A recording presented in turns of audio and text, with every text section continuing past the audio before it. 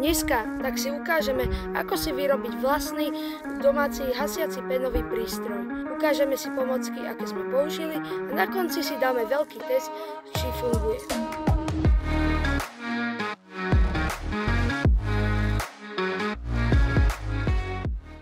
Budeme potrebovať ako telo hasiaceho prístroja napríklad takúto fľašku športovú, mala by mať veľký otvor.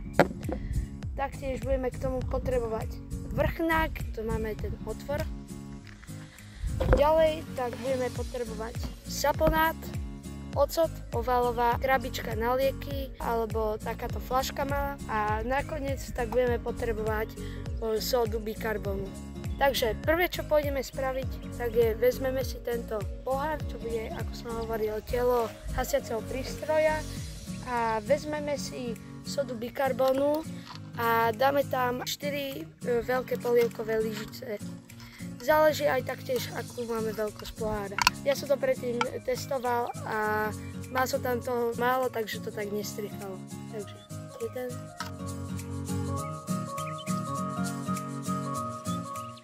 a 4.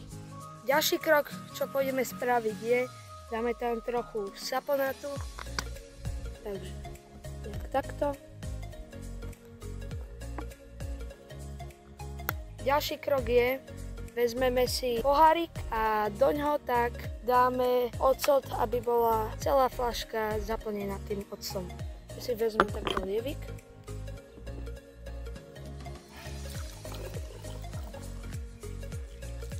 Dobre. Tak.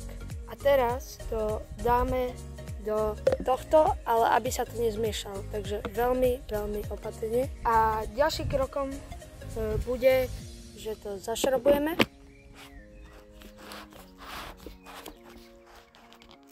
A máme hotovo.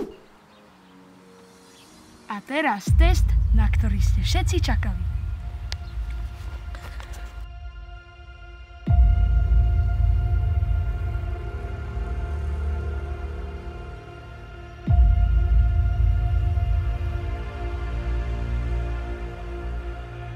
Takže prevrátime fľašku, otvoríme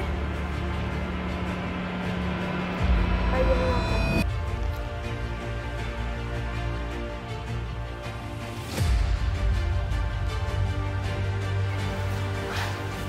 Pozrieme sa, či sme to uhasili. Uhasili sme to, super!